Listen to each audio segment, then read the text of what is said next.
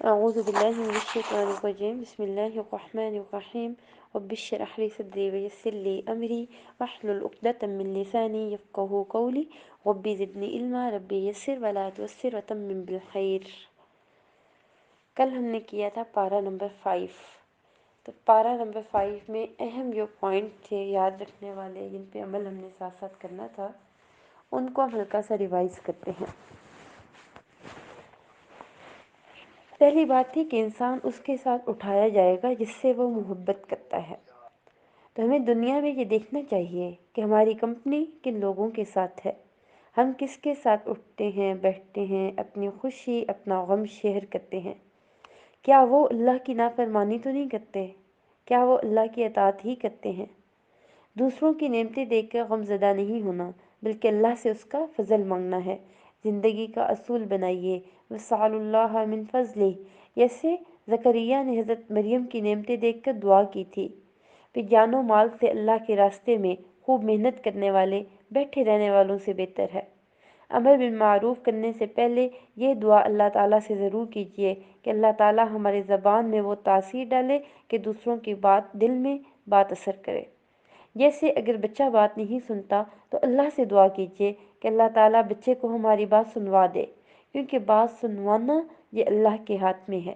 तौहीद और शिर्क के बारे में जानना बेहद ज़रूरी है। फिर शुक्र आग से बचाव का ज़रिया है।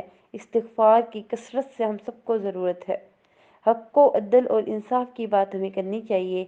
निकाह था कि निकाह निस्फ़ ईमान है, इसको दीन का हिस्सा समझ कर कीजिए।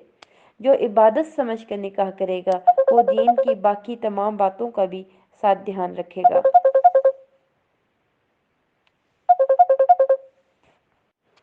फिर था कि नमाज में सुस्ती ये मुनाफ़िक़त की इलामत है। अबू हुरैरा से रवायत है कि वो मदीना के एक बाज़ार से गुजरे। वहाँ खड़े होकर कहा कि ए बाज़ार वालों, तुम्हें किस चीज़ ने आजिज़ किया। उन्होंने कहा, ए अबू हुरैरा क्या बात है। फरमाया, वहाँ नबी करीम सल्लल्लाहु अलैहि वसल्लम की मेरास तकसीम हो रही है और तुम जहाँ हो वहाँ जाकर अपना हिस्सा क्यों नहीं लेते। लोगों ने कहा, कहाँ। फरमाया, मस्जिद की तरफ। अबू हुरैरा ने वहीं ठहर कर उनके वापस आने का इंतज़ार किया। जब वो वापस आए तो उन्होंने पूछा, क्या हुआ। तो उन्होंने कहा, ए अबू हुरैरा, हम तो मस्जिद में गए, वहाँ पर हमने कुछ भी तकसीम होते नहीं देखा। तो अबू हुरैरा ने कहा, फिर तुमने मस्जिद में कुछ भी नहीं देखा। उन्होंने कहा, हाँ, वहाँ हमने देखा कुछ लोग नमाज पढ़ रहे हैं, कुछ कुरान पढ़ रहे हैं, कुछ हलाल और हराम का जिक्र कर रहे हैं। अबू हुरैरा ने कहा, तुम्हारी खराबी हो, यही मोहम्मद की मीरास है। अल्लाह से दुआ है कि हमें अम्बिया और ख़ास कर आप सल्लल्लाहु अलैहि वसल्लम की विरासत से वाफिर हिस्सा अता फरमाए। सूरत उन्निसा आयत नंबर 148 से स्टार्ट करें तो अल्लाह ताला बुराई से नफरत करता है, ख्वाह सोच की हो, कौल की हो या अमल की हो। यहाँ पर ख़ास तौर पर ज़बान से बुरी बात का ऐलान करना अल्लाह को पसंद नहीं।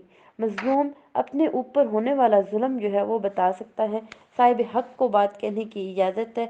अबू हुरैरा रज़ियल्लाहु अन्हु फरमाते हैं कि एक शख्स नबी करीम सल्लल्लाहु अलैहि वसल्लम से अपने कर्ज का तकाजा करने आया और सख्त गुफ्तगू करने लगा।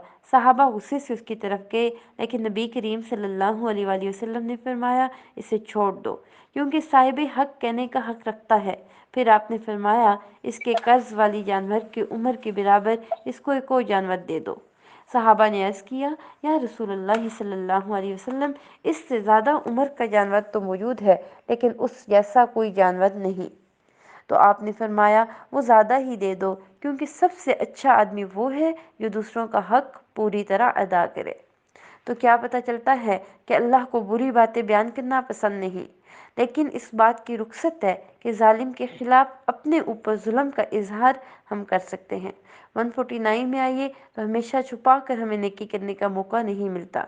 हमें अपनी नीयत को दुरुस्त करने का कहा गया, ना कि ये कि हम नेकी को छोड़ दें। किसी को माफ़ करना सिर्फ उस वक्त आसान हो सकता है जब वो ये चाहे कि अल्लाह उसे माफ़ करे। हम में से कौन इस बात का दावा कर सकता है कि हमने कोई गलत काम नहीं किया या दूसरे की बुराई नहीं की। अगर हम दूसरों से दरगुजर नहीं करेंगे तो अल्लाह हमें कैसे दरगुजर करेगा। तो क्या करना है, दूसरों को माफ़ करना है, अल्लाह हमें माफ़ करेगा। हज़रत अबू बकर सिद्दीक़ रज़ियल्लाहु अन्हु का वाक़या हमारे सामने बेहतरीन मिसाल है। हज़रत अबू बकर सिद्दीक़ ने जब حضرت عائشہ پر الزام لگانے والوں میں شامل اپنے ایک رشتہ دار کے بارے میں سوچ لیا کہ ان کا وظیفہ بند کر دینا ہے، اللہ نے ان پر سورہ نور میں حضرت ابوبکر صدیق کو ان کو معاف کرنے کا فرمایا کہ کیا تم نہیں چاہتے کہ اللہ تمہیں معاف کرے؟ تو گناہوں کی بخشش کے لیے صرف استغفار کی تسبیح نہیں ہے بلکہ اس کے ساتھ لوگوں کو معاف کرنا بھی ہے۔ حضرت علی رضی اللہ عنہ سے مروی ہے کہ ہم نے نبی کریم صلی اللہ علیہ وآلہ وسلم کے تلوار کے دستے میں یہ لکھا ہوا پایا تھا کہ تم پہ جو ظلم کرے اس سے درگزر کرو۔ اس کا ہرگز یہ مطلب نہیں ہے کہ انسان ظلم سہتا ہی چلا جائے، بلکہ یہ کہ ظلم کو دور کرنے کے لیے ظالمانہ رویہ اختیار نہیں کرنا، ایسن تدبیر کے ساتھ اس کو دور کرنا ہے، رشتہ توڑنے والوں کے ساتھ رشتہ جوڑنا ہے۔ اصل بڑائی تو اللہ رب العزت کی ہے، یعنی ہم چھوٹے بھی بن جائیں تو کوئی بات نہیں، بڑی ذات تو اللہ کی ہے، ہم تو بہت چھوٹے ہیں، ہمیں جھکنا آنا چاہیے، تو ہمارے ساتھ جو برا کرے اس پر احسان کرنا چاہیے، یہی بڑے دل کا کام ہے۔ حضرت عمر رضی اللہ عنہ سے روایت ہے کہ جو شخص رحم نہیں کرتا اس پر رحم نہیں کیا جاتا، تو جو معاف نہیں کرتا اس سے معافی نہیں ملتی، جو درگزر نہیں کرتا اس سے درگزر نہیں کیا جاتا، جو توبہ قبول نہیں کرتا اس کی توبہ قبول نہیں کی جاتی، جو گناہ سے خود نہیں بچتا اس کو اللہ بھی نہیں بچاتا۔ تو ہمیشہ صرف اپنے حقوق کا خیال نہیں رکھنا چاہیے، کبھی دوسروں کو حق سے بڑھ کر دینا، اس سے زیادہ ملے گا ہمیں۔ جو نیکی کرتا ہے وہ ضرور اپنی نیکی پاتا ہے۔ آیت 151 میں آئیے، بعض کہتے ہیں ہم اللہ کو مانتے ہیں پر فلاں رسول کو نہیں مانتے، بعض کہتے ہیں فلاں فلاں رسول کو نہیں مانتے۔ تو اپنے دین جو ہے اس کو اپنی مرضی پر عمل نہیں کیا جا سکتا، جس چیز کو ماننے کو کہا گیا اس کا ماننا ضروری ہے۔ آخرت کے عذاب اور رسوائی سے بچنے کے لیے تمام رسولوں پر ایمان لانا لازمی ہے۔ وحدت ادیان صرف اس وقت ہو سکتا ہے جب نبی کریم صلی اللہ علیہ وآلہ وسلم پر بھی ایمان لایا جائے، ان کے ساتھ سارے رسولوں پر بھی ایمان لایا جائے۔ موسیٰ علیہ السلام کے بھائی ان کے مددگار تھے، لیکن بنی اسرائیل کا عمومی رویہ اپنے پیغمبر کی مدد کا نہیں تھا، مگر اللہ نے پھر بھی موسیٰ علیہ السلام کو اپنے بھائی کے ساتھ مدد کے لیے بھیج دیا۔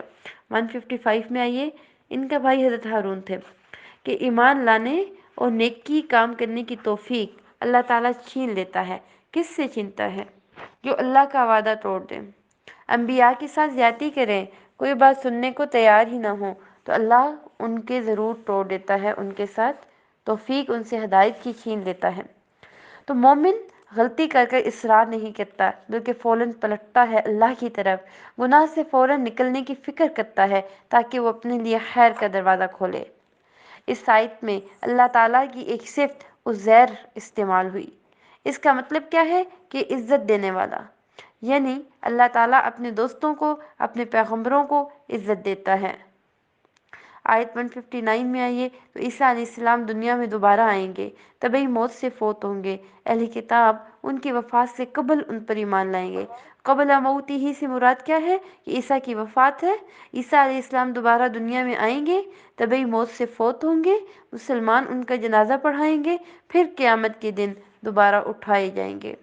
حضرت ابو ہریرہ سے مروی ہے، وہ کہتے ہیں نبی کریم صلی اللہ علیہ وآلہ وسلم نے فرمایا، عیسیٰ ابن مریم نازل ہوں گے، پس وہ خنزیر کو قتل کریں گے، صلیب کو مٹا دیں گے، اور ان کے لیے نماز کو جمع کیا جائے گا، مال عطا کیا جائے گا، یہاں تک کہ اسے قبول نہیں کیا جائے گا، یعنی صدقہ لینے والا کوئی ہوگا ہی نہیں۔ آپ جزیے کو ختم کریں گے، اور روحا نامی مقام ہے وہاں پہ پڑاؤ کریں گے، وہاں سے حج یا عمرہ کریں گے، یا ان دونوں عبادتوں کو ملا کر کریں گے۔ پھر حضرت ابو ہریرہ نے اس آیت کی تلاوت کی تھی، وَإِنَّ مِنْ أَهْلِ الْكِتَابِ إِلَّا لَيُؤْمِنَنَّ بِهِ قَبْلَ مَوْتِهِ وَيَوْمَ الْقِيَامَةِ يَكُونُ عَلَيْهِمْ شَهِيدًا۔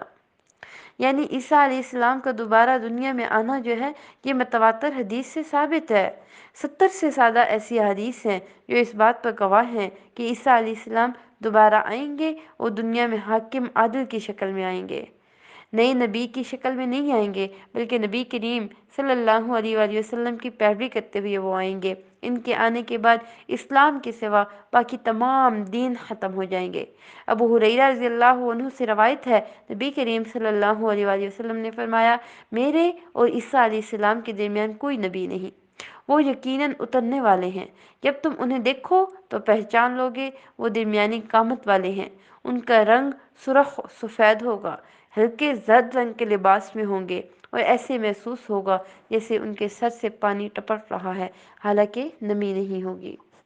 وہ لوگوں سے اسلام کے لیے قتال کریں گے، صلیب تولیں گے، جزیہ موقوف کریں گے، تو اللہ ان کے زمانے میں اسلام کے علاوہ دیگر دین جو ہے ان کو ختم کر دیں گے اور مسیح الدجال کو بھی ہلاک کر دیں گے۔ عیسیٰ علیہ السلام زمین میں 40 سال رہیں گے، پھر ان کی وفات ہوگی اور مسلمان ان کا جنازہ بھی پڑھائیں گے۔ یاجوج ماجوج انہی کے دور میں نکلیں گے، یعنی عیسیٰ علیہ السلام قیامت کی نشانیوں میں سے ایک نشانی بھی ہیں۔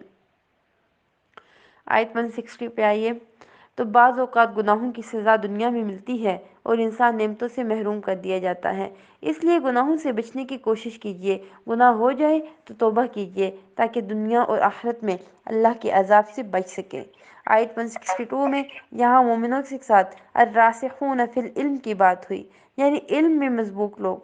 تو راسخون فی العلم کون ہیں؟ نافع بن یزید کہتے ہیں کہ یہ اللہ کی عاجزی کرنے والے ہیں، اللہ کی رضا کو طلب کرنے والے ہیں اور انتہائی عاجز لوگ ہیں، اور اپنے سے اوپر والے لوگوں پر بڑائی کا اظہار نہیں کرتے، اپنے سے کم درجے لوگوں کو حقیر نہیں سمجھتے۔ ان کا ظاہر ان کا باطن دونوں خوبصورت ہوتے ہیں، مخلوق کے ساتھ معاملات اچھے ہوتے ہیں۔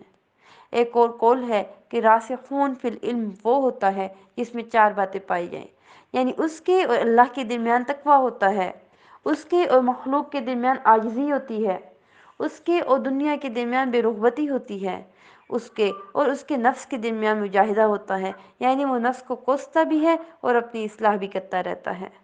تو آج علم تو بہت سے لوگوں کو نظر آتا ہے، لیکن علم میں مضبوطی، پختگی اور شان چند لوگوں میں دکھائی دیتی ہے اور یہ ان کے عمل میں نظر آتی ہے۔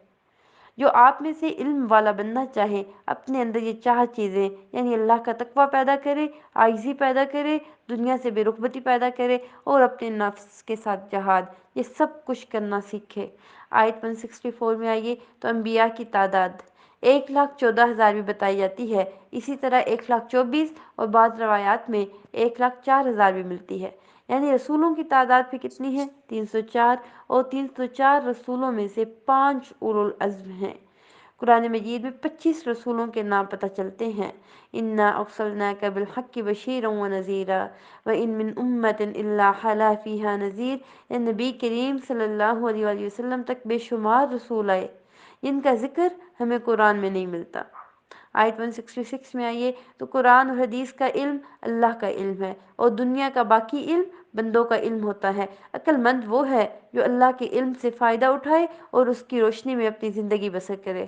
عطا فرماتے ہیں کہ جب ہم میں سے کوئی قرآن سیکھ جاتا تو ابو عبد الرحمن اسلمی فرماتے، تم نے اللہ کا علم لے لیا ہے، تم میں سے افضل وہی ہو سکتا ہے جو اس پر عمل کرے۔ باقی علوم کے لیے ہم جان لڑا دیتے ہیں اور جو علم اللہ کی طرف سے ہے اس کو حاصل ہی نہیں کرنا چاہتے۔ کامیاب تو وہی ہے جو اللہ کے علم کو اپنی زندگی میں اپنا لے۔ 171 میں لا تغلوا فی دینکم، یعنی اللہ کے بارے میں حق اور مبنی سچ پہ جو بات ہے اس کو کرنی چاہیے، جھوٹ نہیں بولنا چاہیے۔ کسی چیز کے بارے میں یہ کہنا کہ یہ قرآن میں لکھا ہوا ہے جبکہ لکھا ہوا نہ ہو تو یہ بات جھوٹ ہے۔ اسی طرح یہ کہہ دینا کہ میں نے سوچا کہ اللہ بھی کہتا ہوگا تو آپ کو کہاں سے وحی آ گئی، ایسے جملے اللہ کی طرف منسوب کرنا گناہ ہے اور کبیرہ گناہ ہے۔ القاها الی مریم وروح من، اپنی طرف کیوں منسوب کیا؟ شرف کے لیے، قدردانی کے لیے۔ اللہ کو بیٹے کی ضرورت نہیں ہے، لیکن اس کے تابع و فرمان تو کائنات کی ہر چیز ہے۔ یہاں پر اللہ تعالیٰ اہل کتاب کو اہل کتاب کہہ کر ذمہ داری کا احساس دلا رہا ہے کہ دین میں غلو کا کیا مطلب ہے۔ دیندار ایسی چیز کو ظاہر کرے جو اس حد کو ختم کر دے جو دین نے اس کے لیے مقرر کی۔ تو یہود نے دین میں غلو کرتے ہوئے عیسیٰ علیہ السلام اور نبی کریم صلی اللہ علیہ وآلہ وسلم کو نبی ہی نہیں مانا۔ عیسائیوں نے نبی تو مانا لیکن اللہ کا بیٹا ساتھ مان دیا۔ آیت 172 میں عیسیٰ علیہ السلام اس بات میں عار محسوس نہیں کرتے کہ وہ اللہ کے بندے ہیں۔ انہوں نے کبھی بھی خود کو اللہ کا بیٹا نہیں کہا، وہ اللہ کے آگے جھکنے والے تھے، فرمانبرداری کرنے والے تھے، اللہ کی باتیں ماننے والے تھے۔ تو یاد رکھیے کسی کو بھی یہ حق نہیں ہے کہ وہ اللہ کی عبادت کرتے یا دین کے کسی حکم پر عمل کرتے ہوئے اسے عار محسوس ہو۔ جیسے بعض مجالس میں لوگ نماز پڑھنے میں عار محسوس کرتے ہیں۔ سوچنے کی بات تو یہ ہے کہ میری نماز پڑھنے سے کوئی اور ناراض کیوں ہوتا ہے، میں تو اللہ کے سامنے عاجزی کا اظہار کر رہی۔ تو نبی کریم صلی اللہ علیہ وآلہ وسلم فرماتے ہیں ایمان والے، عاجزی کرنے والے، نرم ہوتے ہیں، اس مانوس اونٹ کی طرح کہ اگر اس کو چلایا جائے تو وہ چلتا ہے، اگر اس کو پیچھے سے ہانکا جائے تو بھی چلتا ہے، اگر تو اسے چٹان پہ بٹھا دیں تو وہ بیٹھ ہی جاتا ہے۔ بعض اوقات ہم دین کا کام کرتے ہوئے ایسی انا کا شکار ہوتے ہیں کہ اپنے موقف سے پیچھے ہٹنے پہ ہی قیام نہیں ہوتے۔ تو مومن کے اندر جو نمایاں خوبی ہوتی ہے وہ عاجزی ہے۔ الراسخون فی العلم میں بھی ہم نے یہی بات پڑھی کہ وہ عاجز ہوتے ہیں۔ 173 میں بندہ اپنی حیثیت میں کام کرتا ہے لیکن اللہ اپنی شان کے مطابق دیتا ہے۔ بندوں کے لیے کیے گئے کام کا حق بندے ادا نہیں کر سکتے، لیکن بندوں کی غلامی سے نکل کر صرف اللہ کی رضا کے لیے کام کیجیے تو اللہ راضی ہوتا ہے، اس کی قدر بڑھا دیتا ہے۔ ہماری دعا ہے کہ اللہ تعالیٰ سب کی کوششوں کو اپنی شان کے مطابق قبول کرے، آمین۔ 174 میں آئیے، یعنی نور، قرآن اور اللہ کا رسول دونوں آ چکے ہیں۔ اب اس کے ہوتے ہوئے بھی جو محروم رہنا چاہے تو وہ اپنی جان پر خود ظلم کرتا ہے۔ کوئی یہ نہیں کہہ سکتا کہ میرے پاس ہدایت کا ذریعہ نہیں تھا۔ سوچئے اگر آپ کے سامنے کھانا رکھا ہوا ہے، کوئی نہ کھائے اور خود بھوکا رہے تو کس کا قصور ہے؟ یعنی قرآن و حدیث کا علم تو موجود ہے، اب اس کو پڑھنا ہی نہ سیکھے تو یہ تو خود پر ظلم کرنا ہے۔ جو ایمان لا کر اللہ کا سہارا پکڑے اور اس کے سپرد اپنے سارے معاملات کر دے، ہر غم ہر مشکل میں اس سے مدد مانگے تو اللہ تعالیٰ اس پر اپنا فضل فرمائے گا اور انہیں اپنی طرف سیدھے راستے کی طرف رہنمائی دے گا۔ آیت 176 میں الکلالہ کی بات کی جا رہی ہے۔ الکلالہ کہتے ہیں ایسی میت جس کے بعد دنیا میں نہ اس کے والدین ہو نہ اس کے اولاد ہو، لیکن اس نے مال چھوڑا ہوا ہو۔ اب اس کا وارث کون ہے؟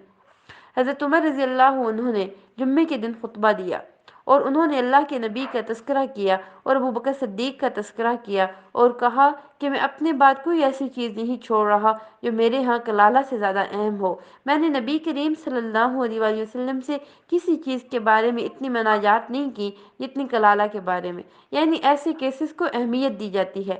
نبی کریم صلی اللہ علیہ وآلہ وسلم نے بھی مجھ سے کسی چیز کے بارے میں اتنی شدت اختیار نہیں فرمائی جتنی کلالہ کے بارے میں فرمائی، حتیٰ کہ آپ نے اپنی انگلی میرے سینے میں چبھوئی اور فرمایا، اے عمر، کیا تمہیں موسم سرما میں نازل ہونے والی آیت یاد نہیں جو سورۃ النساء کے آخر میں ہے، جس سے مسئلہ واضح ہو جاتا ہے؟ اور میں یعنی عمر اگر زندہ رہا تو اس کے بارے میں ایسا واضح فیصلہ کروں گا کہ جس سے ایسا شخص بھی فیصلہ کر سکے گا جو قرآن پڑھتا اور سمجھتا ہے، اور وہ بھی فیصلہ کر سکے گا جو نہیں بھی پڑھتا اور نہیں بھی سمجھتا۔ یعنی اللہ تعالیٰ نے سوال کا جواب اس آیت میں خود ہی دیا۔ سورۃ النساء الحمدللہ ہماری کمپلیٹ ہوتی ہے۔ نیکسٹ سورت ہے سورۃ المائدہ۔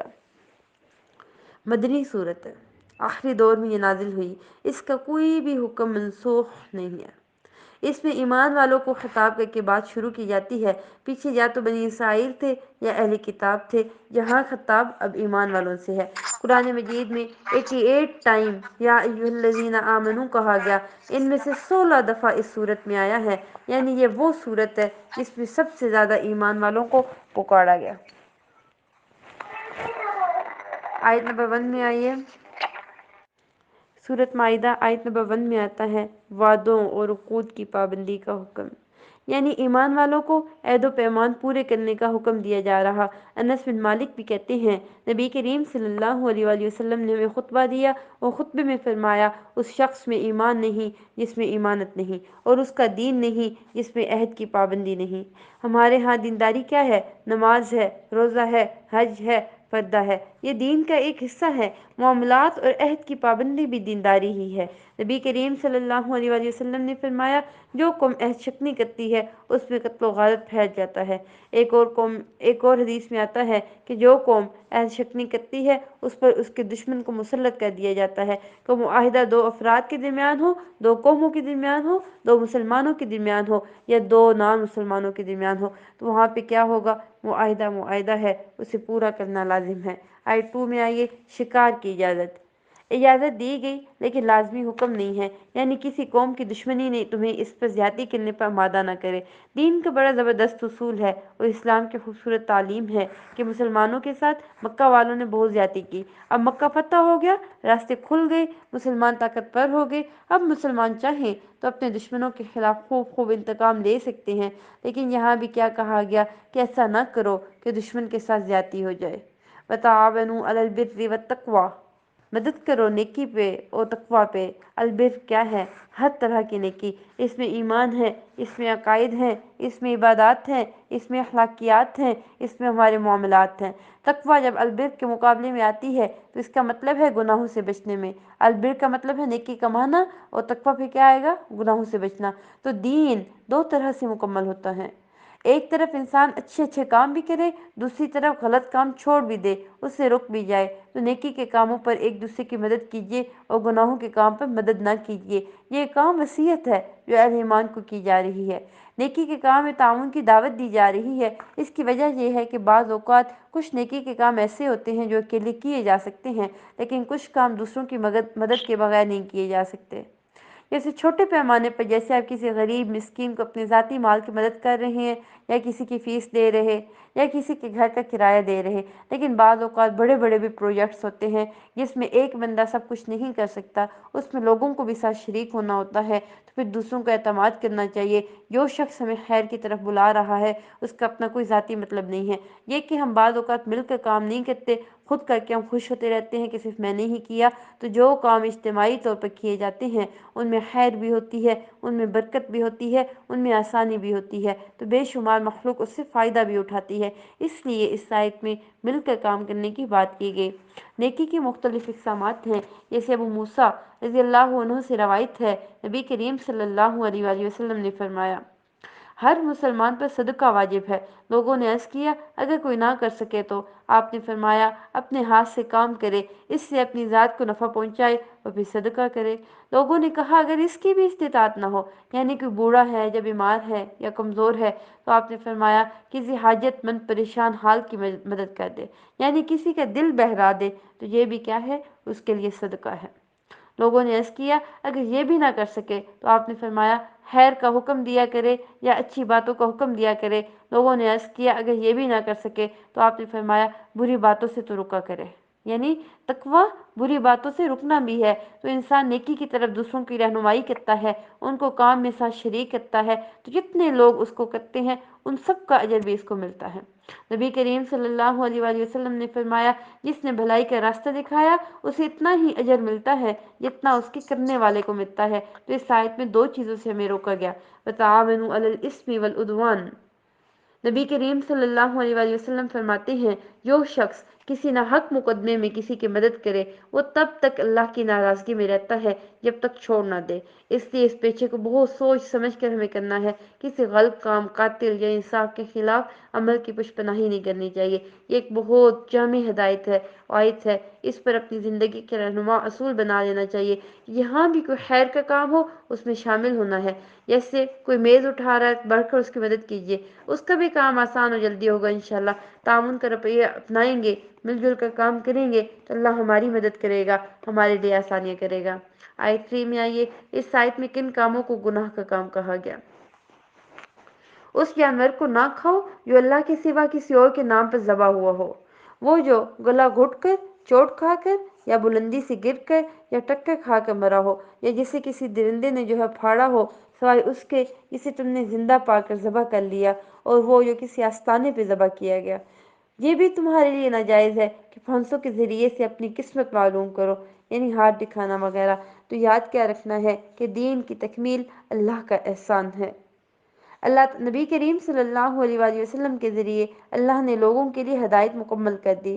دینی احکامات میں کتاب و سنت کافی ہو جاتا ہے۔ نبی کریم صلی اللہ علیہ وآلہ وسلم فرماتے ہیں جو چیز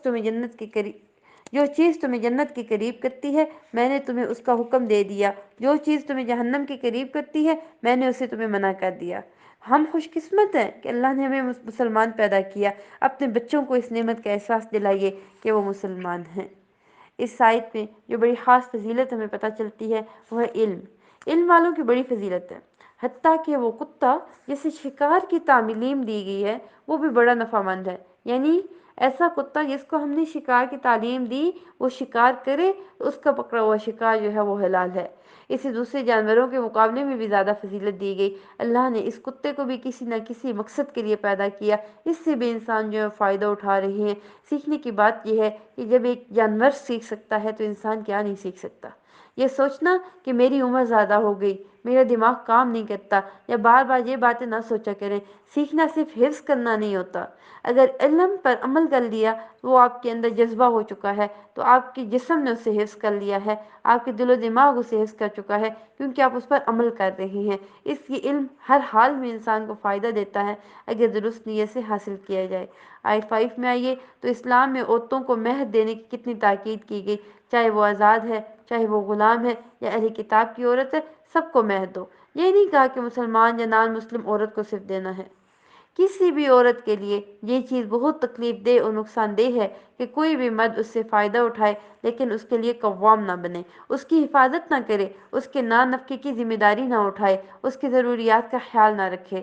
ہمارے دین نے یہاں شادی کی اجازت دی، اس کو عبادت بھی قرار دیا، وہیں فریق ثانی کے حقوق کو ادا کرنے کی بھی تلقین ہے، چاہے مسلمان عورت ہے یا اہل کتاب میں سے ہے یا پھر لونڈی یا غلام ہے۔ نبی کریم صلی اللہ علیہ وآلہ وسلم نے فرمایا، مہر یا جس وعدے کے ساتھ عورت کی شرمگاہ کو حلال کیا جاتا ہے تو یہ اس عورت کا حق ہے، اور عقد نکاح کے بعد جس چیز کے ساتھ عورت کے بھائی اور باپ اور اس کی تکریم کی جائے وہ اسی کا ہوگا، یعنی اگر کسی کو کوئی تحفہ دیا جائے تو وہ اسی کا ہے، اور انسان جس کے بدلے میں سب سے زیادہ تکریم کی جانی چاہیے وہ اس کی بیٹی یا بہن ہے، یعنی بیٹی یا بہن کو جو بیاہ کر دیا ہے اس کی عزت کرو۔ آج ہمارے معاشرے میں سسرال کو تذلیل کیا جاتا ہے، جیسا کہ اسلام کی تعلیمات یہ ہیں کہ ایک دوسرے کی عزت کیجیے، ایک دوسرے کی تکریم کیجیے۔ تو مومن تو درگزر کرنے والا ہے۔ جب اسلام میں خادم کی غلطی کو 70 بار معاف کرنے کی تلقین کی گئی تو باقی رشتوں میں بیٹی ہے، بہو ہے، شوہر ہے، بیوی ہے، کتنی بار وہ ایک دوسرے کو معاف کریں۔ ہر وقت درگزر کی ضرورت ہوتی ہے، زندگی اس کے بغیر نہیں گزر سکتی۔ آیت نمبر 6 میں وضو کا طریقہ بتایا جا رہا ہے، پاکیزگی کا حکم دے کر پاک کیا جا رہا۔ اللہ کا مکمل یہ انعام ہے ہم پہ کہ اللہ وضو کے ذریعے گناہوں کو معاف کرتا ہے۔ اچھی طرح وضو کرنا نصف ایمان کہا گیا۔ وضو کیا ہے؟ ظاہری نجاست کو بھی دور کرتا ہے، باطن کی گندگی کو بھی دور کرتا ہے۔ قیامت کے دن وضو کے اعضاء چمک رہے ہوں گے۔ نبی کریم صلی اللہ علیہ وآلہ وسلم اپنی امت کو ان کے اعضاء کی چمکنے کی وجہ سے پہچانیں گے۔ وضو اور طہارت کے ذریعے اللہ تعالیٰ نے تم پر اپنی نعمت کو مکمل کیا۔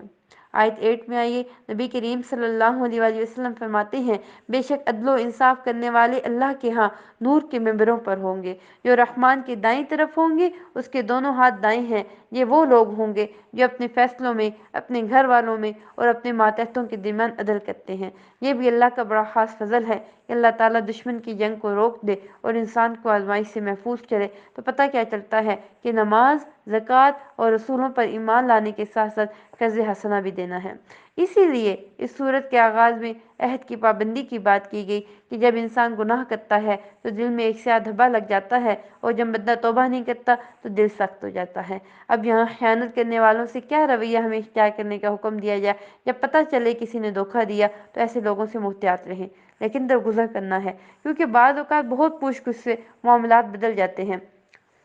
جب ایسے منفی حالات ہوں تو اپنے دماغ سے ان ساری سوچوں کو نکالیے، اپنے کام پر فوکس کیجیے، اپنا سفر جاری رکھیے، ورنہ منفی خیالات کام نہیں کر سکیں گے اور لوڈ ہی لوڈ آپ پہ ہوگا ان چیزوں سے۔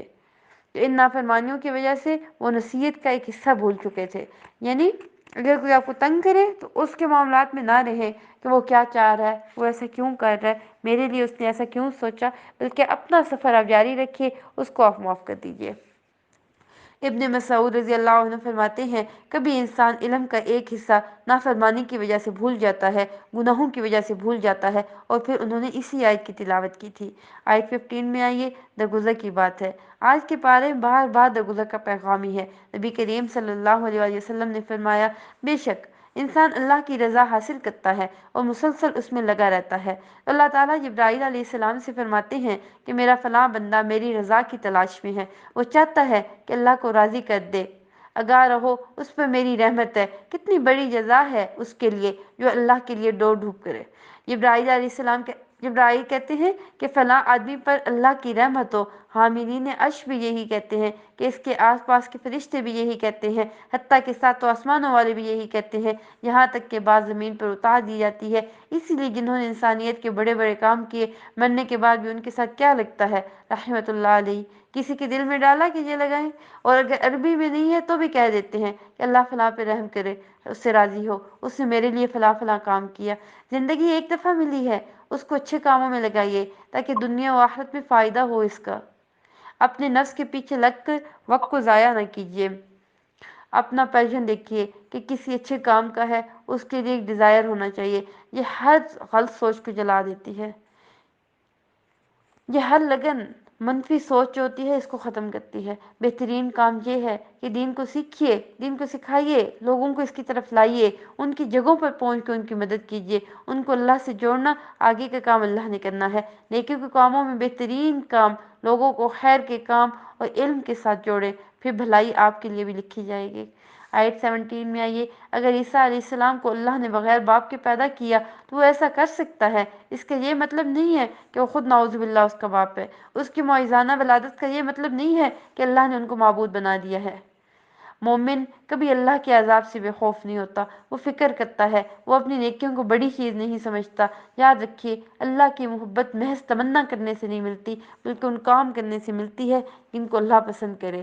آیت 20 میں جہاں اللہ تعالیٰ نے نعمتوں کو یاد کرنے کی بات کی، جب انسان نعمتوں کو یاد کرتا ہے تو اس کے اندر ایک نشاط اور خوشی اور جذبہ پیدا ہوتا ہے، پھر وہ نیکیوں کی طرف دوڑتا ہے۔ اس کے برعکس ایک وہ شخص ہے جو صرف اسی دنیا میں گھر بنانے میں مشغول ہے، تو یاد رکھیے، صرف اسی دنیا کے گھر بنا کر دوسروں کے لیے نہ چھوڑ جائیں، بلکہ اپنے آخرت کا گھر بنانے کی فکر کیجیے۔ اپنے وقت میں سے کچھ نہ کچھ حصہ اللہ کے لیے ضرور نکالیے۔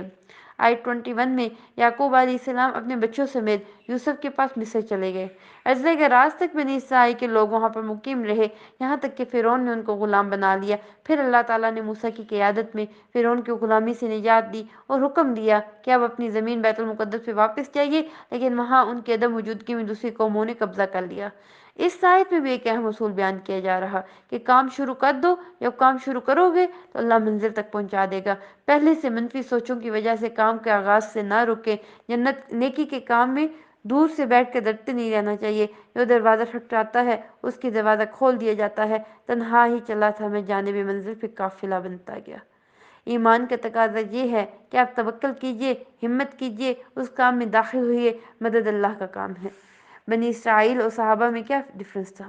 بنی اسرائیل نے اپنے پیغمبر کو جواب دیا تھا کہ تم اور تمہارا رب جاؤ اور جنگ کرو، ہم یہیں بیٹھنے والے ہیں، جبکہ انصار نے کہا کہ اگر نبی کریم صلی اللہ علیہ وآلہ وسلم ہمیں سمندر میں کودنے کا حکم دے دے ہم کود پڑیں گے۔ تو دین ہمیشہ قربانیاں مانگتا ہے اور ہمیشہ قربانیاں کرنی پڑتی ہیں، وہی کامیاب ہوتا ہے۔ اس انتظار میں نہ رہیں کہ کوئی اور قربانی کرے پھر میں اس میں شامل ہو جاؤں، اس طرح آپ پیچھے رہنے والوں میں سے ہو جائیں گے۔ آیت 26 میں آئیے، تو گناہوں کی وجہ سے نعمتوں کا زوال ہو جایا کرتا ہے۔ جب انسان خیر کے کام میں آگے نہیں بڑھتا تو اس نے محروم ہی رہنا ہے۔ نیک کام کس کو قبول ہوتے ہیں؟ جس کے دل میں خدا ترسی ہوتی ہے، تقویٰ ہوتا ہے۔ تقویٰ عمل میں بھی ہوتا ہے، تقویٰ ارادوں میں بھی ہوتا ہے، اعمال میں بھی تقویٰ ہوتا ہے، اللہ کی رحمت بھی ہوتی ہے۔ بعض اوقات بڑے بڑے گناہ اور جرائم انسان کی نفس کی تعویلوں سے اپنے لیے حلال کر لیتا ہے تاکہ جبکہ وہ صریح گناہ ہوتے ہیں۔ ندامت اور پچھتاوے انسان کو کھا جاتے ہیں، اس سے مختلف بیماریاں آتی ہیں۔ جو کام انسان آسانی سے کر سکتا ہے وہ اس کو مشکل لگنے لگتے ہیں۔ ریسرچ سے یہ پتہ چلتا ہے کہ لوگوں کو دو طرح کے پچھتاوے ہوتے ہیں، ایک وہ کام جو انہیں کرنے تھے لیکن انہوں نے نہیں کیے، اور ایک وہ کام جو نہیں کرنے چاہیے تھے لیکن انہوں نے کر لیے۔ تو جو وقت گزر گیا وہ گزر گیا۔ ضرورت اس بات کی ہے کہ اپنے موجودہ وقت کو استعمال کیجیے، پچھتاووں سے نکلیے اور آئندہ کے لیے منصوبہ بندی کیجیے۔ آیت 35 میں الوسیلہ استعمال ہوا۔ اللہ کے قریب ہونے کے بہانے تلاش کیجیے، ذریعے تلاش کیجیے، اور وہ کیا ہیں؟ نیکی کے کام ہیں۔ نیکیوں کی کثرت قربت کا ذریعہ ہے۔ نماز قربت کا ذریعہ ہے۔ نبی کریم صلی اللہ علیہ وآلہ وسلم نے فرمایا تھا، اے قوم، نماز قربت کا ذریعہ ہے۔ نیک اعمال وسیلہ ہیں۔ تہجد قربت کا ذریعہ ہے۔ قرآن سے تعلق اللہ کی قربت کا ذریعہ ہے۔ نبی کریم صلی اللہ علیہ وآلہ وسلم نے فرمایا، بے شک کچھ لوگ اللہ والے ہیں۔ صحابہ نے عرض کیا، اے اللہ کے رسول، وہ کون ہیں؟ آپ نے فرمایا، قرآن والے، اہل اللہ اور اس کے خاص لوگ ہیں۔ رات کے آخری حصے میں بندہ اپنے رب کے بہت قریب ہوتا ہے، تہجد کا وقت ہے۔ اگر تم اس وقت اللہ کے ذکر کرنے والوں میں سے ہو تو اس کو ایسا کر لیا کرو۔ آیت 38 میں آئیے، ہماری شریعت میں جتنے بھی احکام ہیں ان کے کچھ مقاصد ہیں۔ مقاصد شریعت کیا ہیں؟ حسب نسب کی حفاظت، تو زنا کو حرام کیا گیا، جان کی حفاظت، قتل کو حرام کیا گیا، عقل کی حفاظت، شراب کو حرام کیا گیا، مال کی حفاظت، چوری کو حرام کیا گیا، عزت کی حفاظت، بہتان پر سزا رکھی گئی۔ آیت 42 میں آئیے، حرام کھانے والے پر جنت حرام ہے۔ نبی کریم صلی اللہ علیہ وآلہ وسلم نے فرمایا، عقاب، بے شک وہ خون اور وہ گوشت جنت میں داخل نہیں ہو سکتا جو حرام اور رشوت خوری پر پلا ہو، وہ جہنم کا زیادہ مستحق ہے۔ آیت 45 میں آئیے، جسم کے اعضاء پر بھی قصاص ہے اور معاف کرنا قصاص سے بہتر ہے۔ انس بن مالک کہتے ہیں، میں نے دیکھا نبی کریم صلی اللہ علیہ وآلہ وسلم کے پاس جب بھی کوئی مقدمہ لایا جاتا جس میں قصاص ہوتا تو آپ اس معاملے میں معاف کرنے کا حکم دیتے۔ نبی کریم صلی اللہ علیہ وآلہ وسلم فرماتے ہیں، جو بندہ کسی کے ظلم کو معاف کرے گا اللہ تعالیٰ قیامت کے دن اس کی عزت کو بڑھا دے گا۔ وہ عزت تو ہمیشہ کے لیے ہے۔ پھر معاف کرنے کی بات، یہ بھی تو ہمارے دین نے سکھایا کہ معاف کیجیے۔ تورات اور انجیل میں بھی تقوی والوں کے لیے یہ ہدایت تھی۔ آیت 47 میں آئیے، اللہ کی کتاب کے مطابق فیصلہ نہ کرنا، کفر کرنا، ظلم کرنا اور یہ فسق ہے۔ یعنی اگر ہمارے فیصلے اللہ کی کتاب کے مطابق نہیں ہیں تو یہ ہمارا کفر بھی ہے، ہمارا ظلم بھی ہے، ہمارا فسق بھی ہے۔ نبی کریم صلی اللہ علیہ وآلہ وسلم نے فرمایا، جو لوگ اللہ کی کتاب کے مخالف فیصلہ کرتے ہیں ان میں فکر و فاقہ پھیل جاتا ہے، اور جس قوم نے امام کتاب اللہ کے مطابق فیصلہ نہ کرے وہ آپس میں لڑتے رہیں گے۔ آیت 48 میں آئیے، اللہ چاہتا تو سب کو مسلمان پیدا کر دیتا، لیکن اس نے راستے کے چناؤ کو اختیار اور آزادی دی، اور اسی آزادی میں ہمارے لیے آزمائش ہے۔ آیت 49 میں، اس سے کیا پتہ چلتا ہے کہ گناہ مصیبت میں ڈالنے کا سبب ہوتے ہیں۔ اللہ کا شکوہ ہے کہ اکثر لوگ نافرمان ہیں۔ اتنی نعمتیں اللہ نے بندے کو دی لیکن بندہ اللہ کی فرمانبرداری پر راضی ہی نہیں ہوتا۔ آیت 50 میں، جاہلیت کا طریقہ اللہ کے نزدیک ناپسندیدہ کام ہے۔ جو کلچر، جو طور طریقے دور جاہلیت میں رائج تھے ان کو دین بنا لینا، ان سے متاثر ہونا، ان کی پیروی کرنا، یہ اللہ کے نزدیک پسندیدہ نہیں ہے۔ تو اہل کتاب سے عام دنیاوی معاملات کرنا تو منع نہیں ہے، یہاں تک شادی کی بھی اجازت ہے، لیکن انہیں دلی دوست اپنا بنانا جس سے مسلمان کو نقصان پہنچے، ایسی دوستی کرنے سے منع کیا گیا۔ آیت 54 میں، جو لوگ اللہ کے دین کے ساتھ مخلص نہ ہوں وہ فائدہ دینے کے بجائے دین کا نقصان دیتے ہیں۔ اللہ کو ایسے لوگ چاہیے جو اللہ سے محبت کریں۔ اگر کوئی یہ سمجھتا ہے کہ میں ٹیم یا صف میں شامل نہ ہوں تو یہ لوگ دین کے کام میں آگے نہیں بڑھ سکتے تو یہ صرف ایک عدم خیالی ہے۔ بعض اوقات کسی ایک شخص کے نکلنے کے بعد اللہ اس سے بہتر لوگ لے آتا ہے، اور اللہ کا وعدہ ہے، شرط یہ ہے کہ آپ کتنے اخلاص کے ساتھ کام کرتے ہیں۔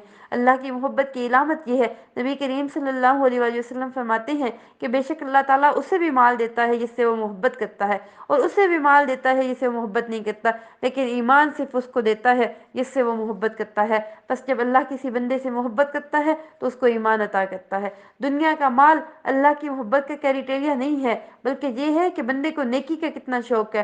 ہو سکتا ہے کسی کے پاس مال نہ ہو لیکن وہ بھلائی کے کام میں آگے آگے ہو، اور یہ اللہ کی محبت کی علامت ہے۔ آیت 55 میں آئیے، ایمان والے کون ہوتے ہیں؟ جن کے اندر 3 صفات بیان ہوتی ہیں۔ ایمان والے نماز قائم کرنے والے ہیں، ایمان والے زکوٰۃ ادا کرنے والے ہیں، ایمان والے رکوع کرنے والے ہیں۔ ایسے لوگوں سے دلی دوستی نہیں کرنی جو دین کا مذاق بناتا ہے۔